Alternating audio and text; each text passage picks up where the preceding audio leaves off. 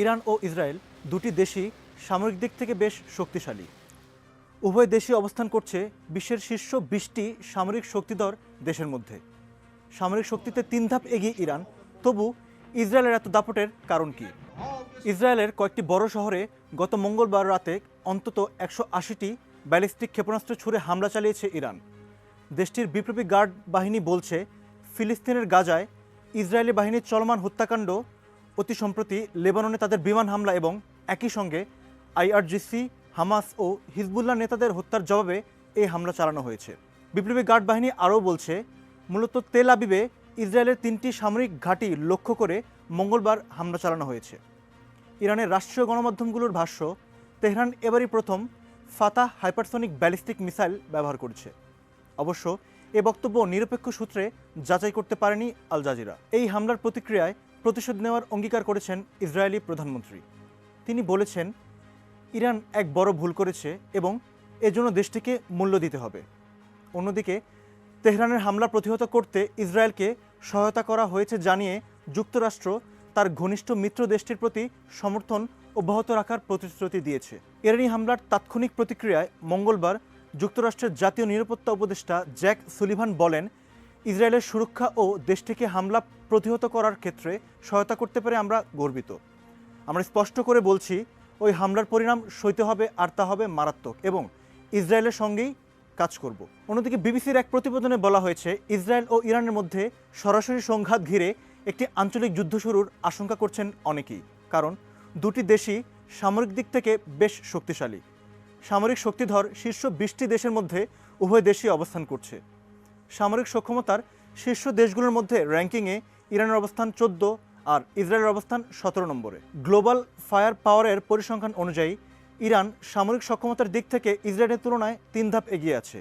এই অবস্থায় দুটি দেশের সামরিক সক্ষমতা, একে অপরকে আক্রমণ করার ক্ষমতা ও নিজ ভূখণ্ড রক্ষার সামর্থ্য কতটুকু, এসব বিষয় খতিয়ে দেখেছে আল জাজিরা। ইরান ও ইসরায়েলের সেনা সদস্য সংখ্যা ঠিক কত তা জানা গেছে যুক্তরাজ্য ভিত্তিক গবেষণা প্রতিষ্ঠান ইন্টারন্যাশনাল ইনস্টিটিউট ফর স্ট্র্যাটেজিক স্টাডিজের দ্য মিলিটারি ব্যালেন্স 2023 প্রতিবেদন থেকে। প্রতিবেদনটির তথ্য বলছে, ইরানের সামরিক বাহিনীর সক্রিয় সদস্য সংখ্যা 6,10,000।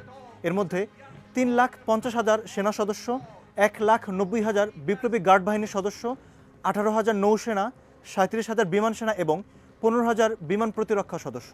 দেশটির রয়েছে 3,50,000 রিজার্ভ সেনাও। অন্যদিকে ইসরায়েলের সামরিক বাহিনীর সক্রিয় সদস্য সংখ্যা 1,69,500। এর মধ্যে সেনাবাহিনীর সদস্য 1,26,000, নৌসেনা 9,500 এবং বিমান বাহিনীর সদস্য 34,000। দেশটির রিজার্ভ সেনার সংখ্যা 4,65,000। এই দুই দেশের সামরিক খাতের ব্যয় সম্পর্কে জানা যায় গবেষণা প্রতিষ্ঠান স্টকহোম ইন্টারন্যাশনাল পিস রিসার্চ ইনস্টিটিউটের দেওয়া তথ্য থেকে। প্রতিষ্ঠানটির গত এপ্রিলের তথ্য অনুযায়ী ইরান 2023 সালে সামরিক খাতে ব্যয় করেছে $10.3 বিলিয়ন, অর্থাৎ 1,030 কোটি ডলার। 2022 সালের তুলনায় এই ব্যয় 0.6% বেশি।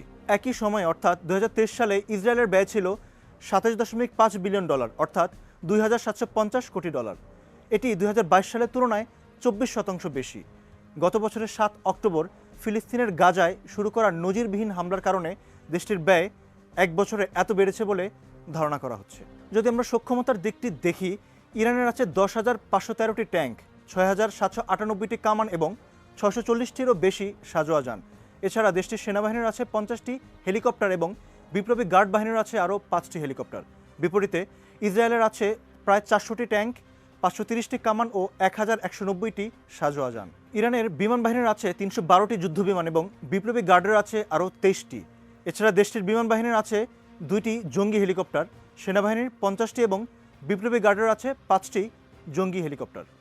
অন্যদিকে ইসরায়েলের যুদ্ধবিমান আছে 345টি এবং জঙ্গি হেলিকপ্টার আছে 43টি। এবার যদি আমরা নৌশক্তির দিকে তাকাই, সেক্ষেত্রে ইরানের আছে 17টি সাবমেরিন, 68টি পেট্রোল ও কোস্টাল কম্ব্যাটেন্ট, 7টি রণতরী, 12টি ল্যান্ডিং শিপ, 11টি ল্যান্ডিং ক্রাফট, 18টি লজিস্টিক ও সাপোর্ট সরঞ্জাম। বিপরীতে ইসরায়েলের আছে 5টি সাবমেরিন ও 49টি পেট্রোল ও কোস্টাল কম্ব্যাটেন্ট। এবার আসি আকাশ প্রতিরক্ষা ব্যবস্থায়।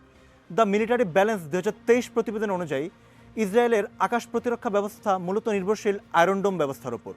মঙ্গলবার রাতে ইরানের ছোড়া ক্ষেপণাস্ত্রের অধিকাংশই আয়রন ডোম ব্যবস্থায় প্রতিহত করেছে বলে ধারণা করা হচ্ছে। এক একটি আয়রন ডোম ব্যবস্থায় থাকে একটি রাডার, যা সম্ভাব্য আঘাত হানা ক্ষেপণাস্ত্র বা অন্য বস্তুর গতি ও লক্ষ্যস্থল শনাক্ত করে। পরে নিয়ন্ত্রণ কক্ষ হিসাব নিকাশ করে দেখে এটি কোনো শহরের জন্য হুমকি কিনা। হুমকি না হলে ওই ক্ষেপণাস্ত্র বা বস্তুকে ফাঁকা স্থানে পড়ার সুযোগ করে দেওয়া হয়, আর হুমকি মনে হলে সেটি ভূপাতিতা করতে দায়িত্বপ্রাপ্ত নির্দিষ্ট ইউনিট থেকে ক্ষেপণাস্ত্র ছোড়া হয়। ইসরায়েল জুড়ে আছে 10টি আয়রন ডোম ব্যাটারি, আছে আরও কিছু প্রতিরক্ষা ব্যবস্থা যার সাহায্যে মধ্যম ও দূরপাল্লার ক্ষেপণাস্ত্রের আঘাত প্রতিহত করা হয়। এদিকে ইরান গত ফেব্রুয়ারিতে স্বল্পপাল্লার আজার খস আকাশ প্রতিরক্ষা ব্যবস্থা মোতায়েন করেছে। এটি একটি ইনফ্রারেড শনাক্তকরণ ব্যবস্থা। সম্ভাব্য আঘাত হানা ক্ষেপণাস্ত্র শনাক্ত ও তা প্রতিহত করতে এই ব্যবস্থায় যুক্ত আছে রাডার এবং ইলেকট্রো অপটিক ব্যবস্থা। এটি যানবাহনের ওপরও স্থাপন করা যায়। ইরানের আছে বিভিন্ন পাল্লার ভূমি থেকে আকাশে নিক্ষেপণযোগ্য ক্ষেপণাস্ত্র প্রতিরক্ষা ব্যবস্থা। এর মধ্যে আছে 42টি বেশ দূরপাল্লার রাশিয়ার তৈরি S-200 ও S-300 এবং স্থানীয়ভাবে নির্মিত বাভার 373, 59টির বেশি মধ্যম পাল্লার যুক্তরাষ্ট্রের তৈরি MIM-23 হক, HQ-2J ও খোরদাত 14। আছে চীন থেকে কেনা স্বল্পপাল্লার CHSA-4 ও 9K331 টর M1 আকাশ প্রতিরক্ষা ব্যবস্থা। ব্যালিস্টিক ক্ষেপণাস্ত্রের দিক থেকে কোন দেশ এগিয়ে তা জানা যায় যুক্তরাষ্ট্রভিত্তিক গবেষণা প্রতিষ্ঠান centre for strategic and international স্টাডিজের মিসাইল ডিফেন্স প্রজেক্টের দেওয়া তথ্য থেকে। তাদের তথ্য বলছে ইরানের অস্ত্র ভাণ্ডারে রয়েছে অন্তত 12 ধরনের মধ্যম ও স্বল্পপাল্লার ব্যালিস্টিক ক্ষেপণাস্ত্র। এগুলোর একটি টন্ডার 69, এর পাল্লা 150 কিলোমিটার। এছাড়া আছে খোরামশাহর ও সেজিল, এগুলোর পাল্লা 2000 কিলোমিটার পর্যন্ত। অপরদিকে ইসরায়েলের আছে অন্তত 4 ধরনের স্বল্প ও মধ্যম এবং মধ্যবর্তী পাল্লার ব্যালিস্টিক ক্ষেপণাস্ত্র। এর মধ্যে LORA ক্ষেপণাস্ত্রের পাল্লা 280 কিলোমিটার এবং জেরিকো 3 ক্ষেপণাস্ত্রের পাল্লা 4800 কিলোমিটার থেকে 6500 কিলোমিটার পর্যন্ত। দেশ দুটির পারমাণবিক সক্ষমতা সম্পর্কে ধারণা পাওয়া যায় যুক্তরাষ্ট্রভিত্তিক প্রতিষ্ঠান আর্মস কন্ট্রোল অ্যাসোসিয়েশনের দেওয়া তথ্য থেকে। প্রতিষ্ঠানটির তথ্য বলছে ইসরায়েলের আনুমানিক 90টি পারমাণবিক যুদ্ধাস্ত্র রয়েছে। এদিকে ধারণা করা হয় ইরানের পারমাণবিক অস্ত্র নেই, তবে তাদের আছে খুবই সমৃদ্ধ পারমাণবিক কর্মসূচি। দেশটি বেশ কিছু পারমাণবিক স্থাপনা ও গবেষণা কেন্দ্র পরিচালনা করছে। ইরানের সর্বোচ্চ নেতা আয়াতুল্লাহ আল খামেনি পারমাণবিক অস্ত্রের উৎপাদন নিষিদ্ধ করে 2000 সালের শুরুতে একটি ফতোয়া দেন। ওই ধর্মীয় নির্দেশনা যুক্তি হিসেবে তিনি বলেন, ইসলামে এ ধরনের কর্মকাণ্ড নিষিদ্ধ। অবশ্য ইসরায়েলের আগ্রাসন ও বৈশ্বিক হুমকি বিবেচনায় গত মে মাসে তেহরান তার অস্তিত্ব রক্ষায় পারমাণবিক নীতিতে বদল আনার হুমকিও দিয়েছে।